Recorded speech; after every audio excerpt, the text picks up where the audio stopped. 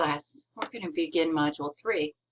You notice I'm going to try to have 3 modules available at any one time to have you work forward. So I'm really recording this 3 weeks before you're moving into this.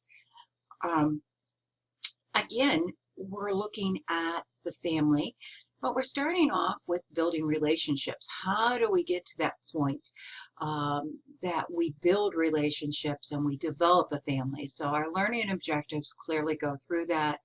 As we look at race and class and gender that we looked at in the last chapter and how they affect these things as far as relationships, how it determines our courtship and what we're doing. And the music I've given you for this week, most of you have probably never heard. This was a short run Broadway musical. And I will not play it for the whole time, but I'll leave it for you to hear the words about going forward. And it's so true to form. I would have loved to have seen this musical. Don't get to Broadway very often and only get to watch the off-Broadway as they come around town type situation. And I don't think this one will ever make it, but it really exemplified the frustrations and the issues of being single, and that how to have friendships and how to go back and forth, and understanding the dating process and how we are attracted to people.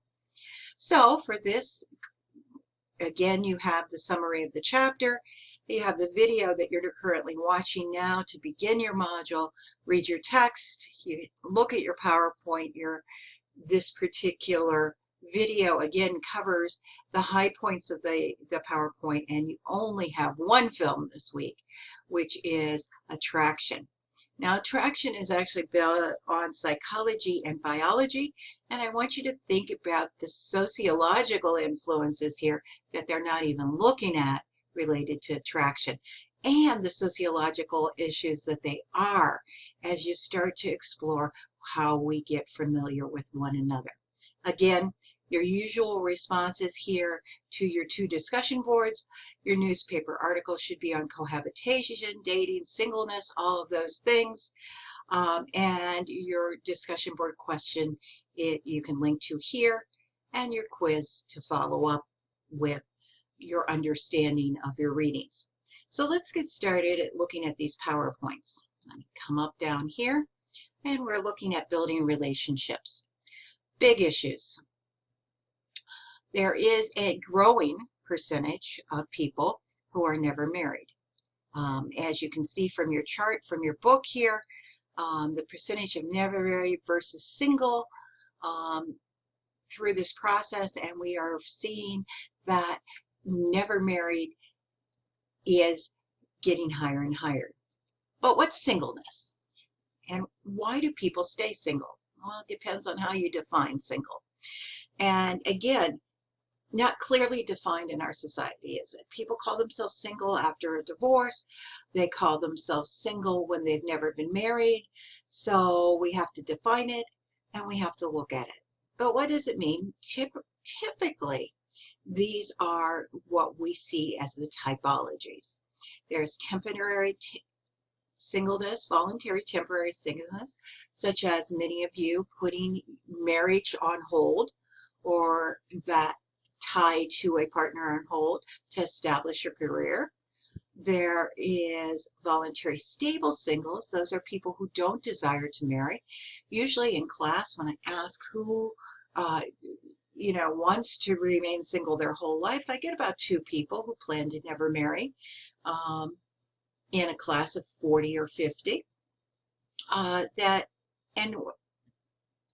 They may have been disappointed by their parents' marriage relationship, or they don't see value in marriage. There are multiple reasons why people would remain unmarried for their entire life. And then there's involuntary temporary singleness. Those are singles who search for a mate but are unable to find a mate, and unmarried adults who can't expect to be single for their life, even though they may not want to be. My daughter is 39. I don't know whether she's in the involuntary temporary singleness or the involuntary stable singles. It's very hard to meet someone when you're working multiple jobs and don't have the time in the process. And that really changes the look at how we date. So let's look at friendships. Friendships are different based on gender and based on sex. And there's a sexual difference in the relation of friends and who we consider close friends. Now, when we study male to female, we find that men tend to have fewer friends than women, and their friendship levels are at different levels. And so it is one of those things that we could spend a whole course just looking at the sociological and the psychological differences within friendships. So what's just friends? And a cross-sex friendship, a friendship is between a man and a woman that's strictly platonic. They have a great relationship. They have fun together. They enjoy each other. Now, we see the difficulty that society often gives, that a woman and a man can't be friends at that level without assuming that there's something else. And yet we have grown to understand that those relationships truly exist. And even modern media has helped us look at this. Now, the historic component of dating. Today, I have students who tell me they never really date. They go out together as a group. That dating has evolved in the process. And in early America, we called the dating practice the century. That young men would come to visit the woman at their parents' home and court the person, come calling. We could look at a number of flicks on television or and look at that old process to be entered, to be courted in a manner, and to come calling. Now think about it. We often get the picture of the richer population out there, which was a minority of the early American population, but women were to be courted. They were to be part of that exchange process. And remember, when you looked at that history of families last chapter, we know that women didn't necessarily have rights in the process. This was the only way they could leave their parents' home.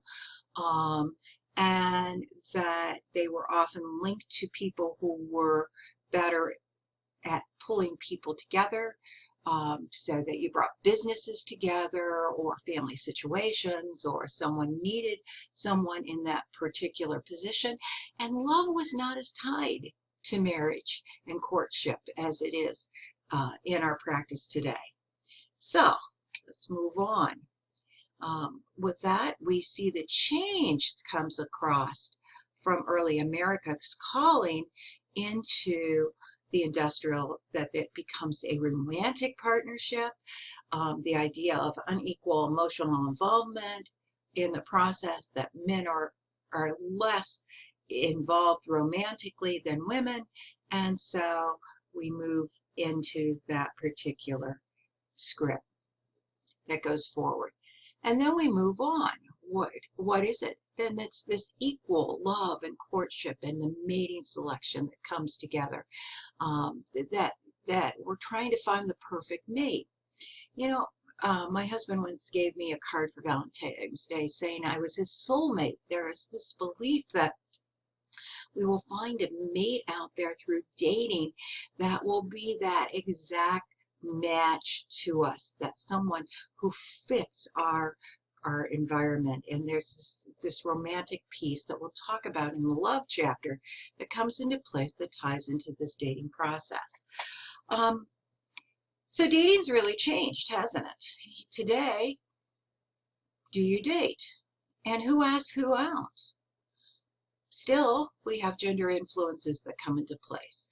We have those social pressures that drive us into this.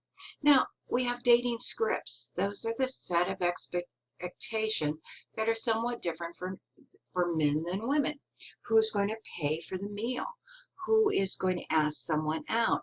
who is going to have a behavior that comes into place.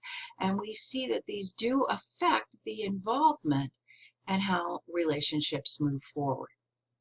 Okay. And there are differences based on our ethnic background as well. So who do we date? Well, we tend to date someone like us, our same social class, our same race and ethnic background, people who are similar to us. Now that makes a lot of sense. Here we are at Mansfield University. Now many of you may be away from the university, but the reality of it is this is a public school. Less likely to have people of the upper class. This is college. Less likely to have people in the lowest class out there. So we are going to be introduced to people that are similar to us, that have our same background, rural America. Now, the great thing about online is you could be anywhere taking this course. Last semester, I had a student in social problems that lived in the Bronx and another one that lived in Utah. So we had wide varieties, and another was in Colorado. But in general, we tend to have that geographic closeness because how are we going to have a relationship if we aren't in the same area? So here's my concern about that person who's your soulmate. What if your soulmate's in China? Are you going to find them, right? Interesting thought as I'm tossing them out there. And there's a pool of eligible people that are likely to be our who we can choose for a mate. There is a limited pool, and we tie that by age, by ethnicity, by religion, all of those things. You can see the social influences that come into first. So where do we meet our dating partners? Well, met at work or at school, highest percentage. Met through family or friends, met on the internet. Now notice that this was from 2005, this particular PowerPoint. I think that those numbers would actually increase on the internet. We know that church attendance is dropping. It may drop in that church setting, that if we were to do this today, 10 years later, there may be a significant difference. But these areas, especially work and school, tend to be where we met our dating partner. And it tends to be where we've met our spouse. And a little bit about dating online. And again, remember our text is a little old here, and these things will change as you look at current research in the area. But even the research that you will get out of journals as you're looking at your paper will still be 3 to 4 years old by the time it's made through the journal process to get out there. So, cohabitation is increasing in our society, and cohabitation, at least heterosexual cohabitation, is the arrangement in which two people live together before being married. Now, that's a general topic out there, and who cohabitates? More people than ever cohabitate. And we see this mass change in belief related to cohabitation. In the past, cohabitation was not looked on favorably. Today, the attitudes have greatly changed. In fact, all we have to do is look at the media and see how many have people cohabitating that are not married, right? So there are reasons people cohabitate. For selection. Some people tend to cohabitate to see how the arrangement will work. And there is some issue, some research that says that those that cohabitate are more likely to divorce after they marry than those that don't. That, again, is a changing statistic out there. Again, look at where your author is driving that in the process. People cohabitate because of children into place. They cohabitate because they're not ready to marry and they still need support that they would be better off with as a single person. Now, cohabitation hasn't just raised in the young adult population. Cohabitation has raised in the older adult population. for exactly the same reasons. There are older adults that are retired on Social Security receiving their husband or wife's benefit, and they end up having a relationship with another person, and if they marry, they've lost part of their benefits, or retirement pictures that come into place, or there's the issue of who's going to inherit, or if the children are going to fight. So the issue of cohabitation is not just for the young, but as we look at family, it's for every age of family.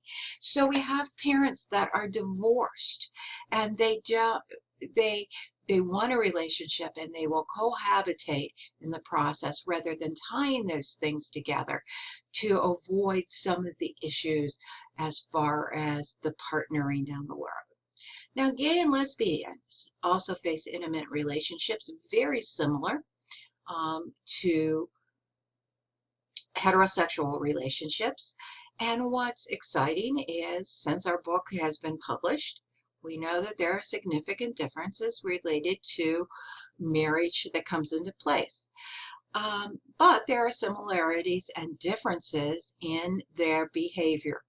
And so we see that occur within the process of how they form relationships and how they build relationships in the dating process, as well as in cohabitation.